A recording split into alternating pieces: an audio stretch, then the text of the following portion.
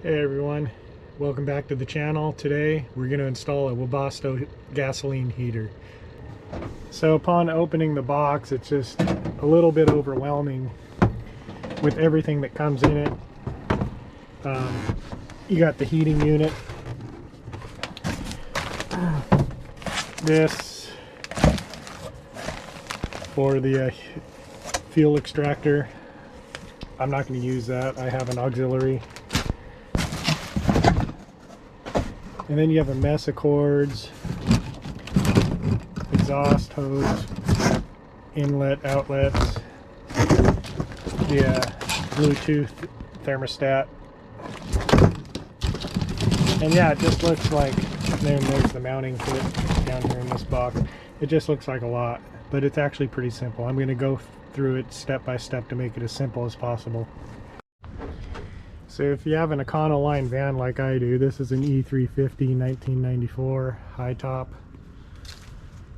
You really have like maybe a couple of options for this heater. Everyone that has these vans has the gas inside the gas tank. The fuel pump is inside the gas tank, and it is approximately somewhere right here, and maybe like right here. What I did was I pulled this rubber mat back and cut into the top of the floor so I didn't have to remove the gas tank, so I got easy access to that. The one option for location would be underneath this bench seat, maybe right here. The reason I don't like that option is because this in the summertime can also be used as just a circulation fan. And so we have the MaxxAir fan up there, and I'm kind of leaning more towards putting it underneath the driver's seat. There is clearance, I mean not the driver's seat, the passenger seat. There is clearance under here. You obviously have to pull the seat out. But then this would circulate air from the front of the van and help it vent out in the summertime. So I'm really liking that as the location for this unit. The other thing I don't like is our cargo and garage area. We're shoving stuff underneath this seat all the time, and I just don't want to have to risk jamming something and breaking the unit when if it was mounted over there in the corner. So I would prefer to use this space as just storage. So the first step I'm going to do is I'm going to remove this front passenger seat. Pretty simple, just 4 bolts here. So I'm not sure if this location is going to work. Let me show you what's going on here. But this bolt right here is a good reference point, and keep in mind that you basically got to drill like a 4-inch hole right where this sits. So right here there need to be a 4-inch hole. So let me show you that reference point right here. You go under the van,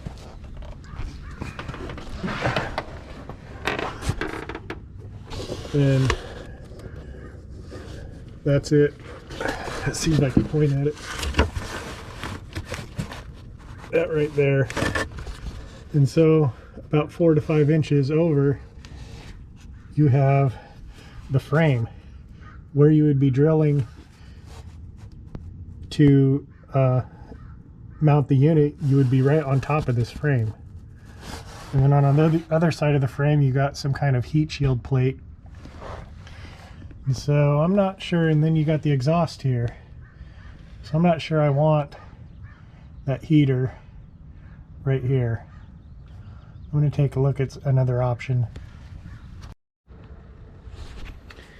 So I'm going to check out the driver's side underneath the seat here. And really it's just the same amount of room. You have the same clearance here. One thing you don't want to do is just start drilling holes in your floor and then find out it doesn't work. So you really got to look at where you're going to mount this. So again, for this one, I've got a reference point with, I'm not sure if you can see that, but there is bolts here, and then there's one here. So this would be my reference point coming down here.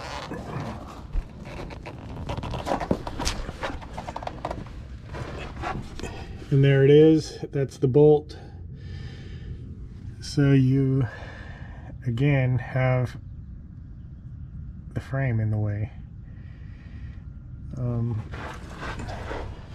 The other side of the frame, it's a little bit more open. There's no heat plate, but yeah, I'm not really liking this either. You do have this piece of angle here. It would be hard to work around. I'd like to find that second bolt. There's the second bolt right there. So basically, the unit would be mounting above all this mess here, and I just don't see that as working. There is a little bit of a gap you can see up here, and you could make it work, but you need 90-degree fittings for the inlet and outlet hose.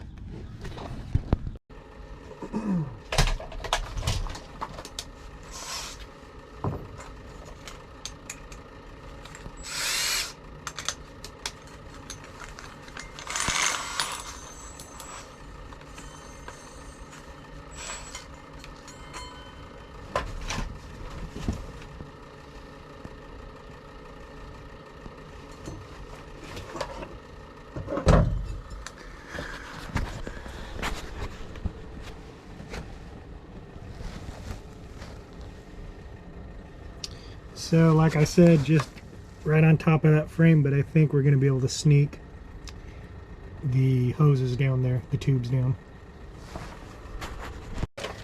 Let's put this together. Really strange, they only give you, what is that, 6 bolts. There's 8 holes. I drilled them all out, but there's only 6 bolts. So luckily I have a couple of bolts in the garage, so I'll go grab those. Alright, so I've cut a hole in the carpet. The plate is not secured, but it's in place so that I could cut this hole in the carpet. And then what I'm going to do is put the hoses and clamp them down on here, and the fuel line. I'm going to put everything on here and have it hanging down, fish it through the hole so that I don't have to reach up and try to do this underneath the van. Here's the moment of truth. I can slide this stuff down in here.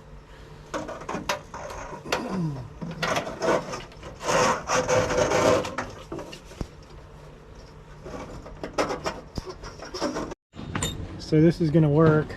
I do have to, on these 3 holes here, I do have to install plus nuts. They're also known as rivet nuts, but they're these little things. I need to drill a hole out a little bit bigger, slide these in, and then they crush up when you tighten them, and they cinch in there. There's a channel below those holes where I can't get my hand on to put a nut on the other side. I just decided to go with 6 rivet nuts all the way around. It just is easier than climbing under the van and trying to get a nut on the bottom side. Okay, so I've got this mounted. The rivet nuts were the way to go. Didn't have to get underneath the van. Sandwiched this down to about half its thickness. Pulled the top cover off. Ran the wire harness here into that slot.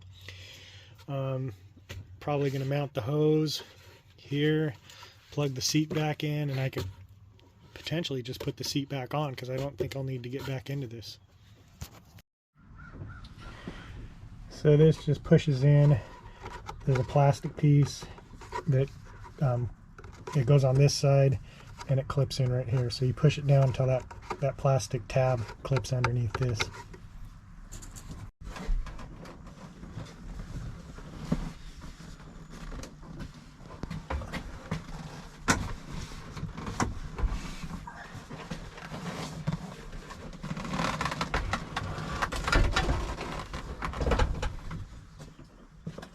So I don't know if you remember in a previous episode, I cut the floor hole here to access the top of the gas tank so I didn't have to drop the tank to get to the fuel pump. This fuel pump actually has an auxiliary port, but I've decided actually not to use that because from the research I had done, it doesn't drop down all the way to the bottom of the tank. And I don't necessarily want it to drop down all the way to the bottom of the tank, but I think it's like 3 or 4 inches. So potentially even at like half a tank, you might not get enough prime for the Webasto. So what I am going to do is I'm going to use this attachment here that they provide. And rather than drill a hole in the tank, I just drilled a little hole right here in the top of the fuel pump. I pulled the fuel pump out and drilled that hole. It's a 1/4 inch hole. And then this, I dropped this down into that hole and it goes down 11.5 inches. So I want to be about 10 inches. I want to be about 1 inch or 1.5 inches above the bottom of the tank. So I'm going to cut this to 10 inches. Just wanted to point out that when you pull the fuel pump out, the old O-ring on this is just way too big. It's like it's expanded. Probably because of the gas, but luckily the local parts store had, you have to buy the kit with the lock ring, but yeah, they had one. Okay, I'm underneath the van and I wanted to show you the setup here. There's the fuel line coming from the Webasto. And you got to follow the directions. There's arrows. So you go to the pump, to the filter, and then the line continues on back up here above the fuel tank to the fuel pump. And then you got the exhaust here, which I'm going to mount right here, and then the inlet, which hangs down, but I will secure it. So I did a 1-hole strap right here for the exhaust, and it's going to the rear of the vehicle. And then up here, the intake, I just tie wrapped to the Speedo cable right here. Okay, so the cable for the fuel pump is in. There's a lot of extra cable, so what I did was just tie wrapped it in 2 places, here and here. I have this loop here. The other end comes down here and attaches here. It's really self-explanatory. This is only going to attach to this end, and that connector up there will only attach to that end. So you can't mess it up.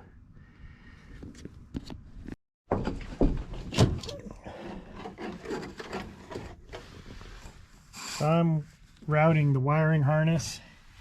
I routed it into here, just kind of snuck it back behind where the seat belt opening is. And it goes up this body panel, this interior panel. It comes out here, and I got a kind of a trough that all the wires for the vehicle run through. These will run to the back. One's going to be the thermostat, which I'll mount back by the bed. And then the other one goes down to the batteries. Well, I just decided that before I start mounting things and running these cords and putting the floor back together, I just wanted to test it out. So I just brought a battery over, connected the power. Let's try this thing out.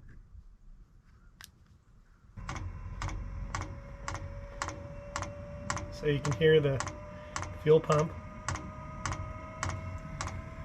Checking for leaks. I don't see any leaks. All the work looks good.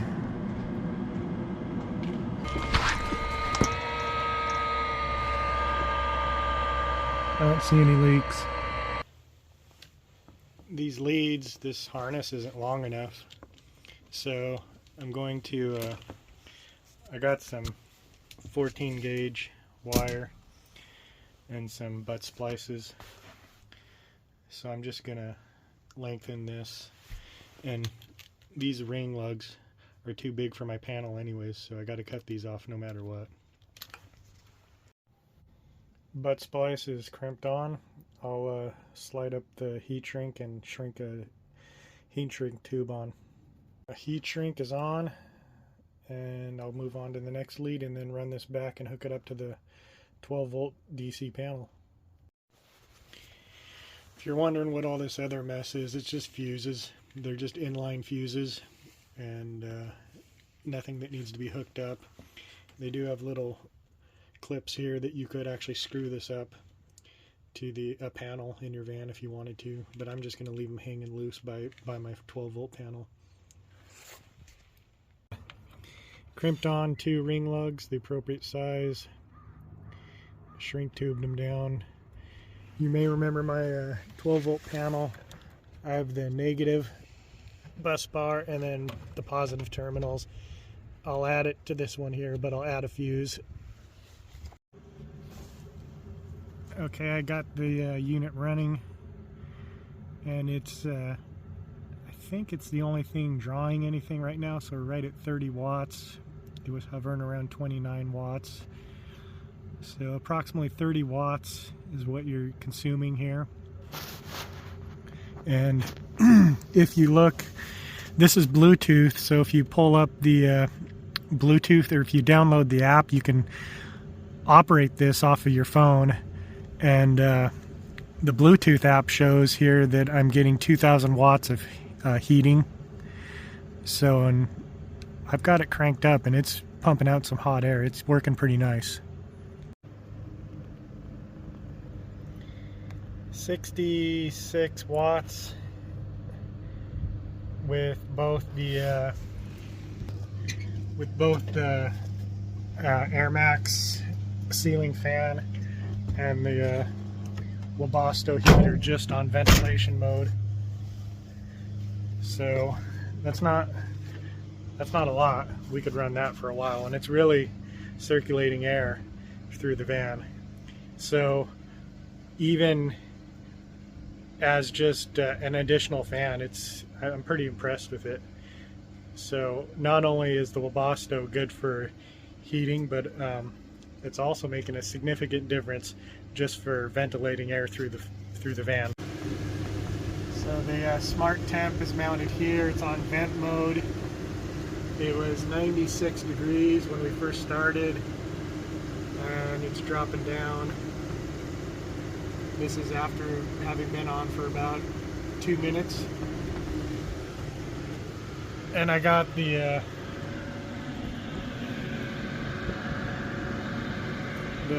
vents here, comes from underneath the seat.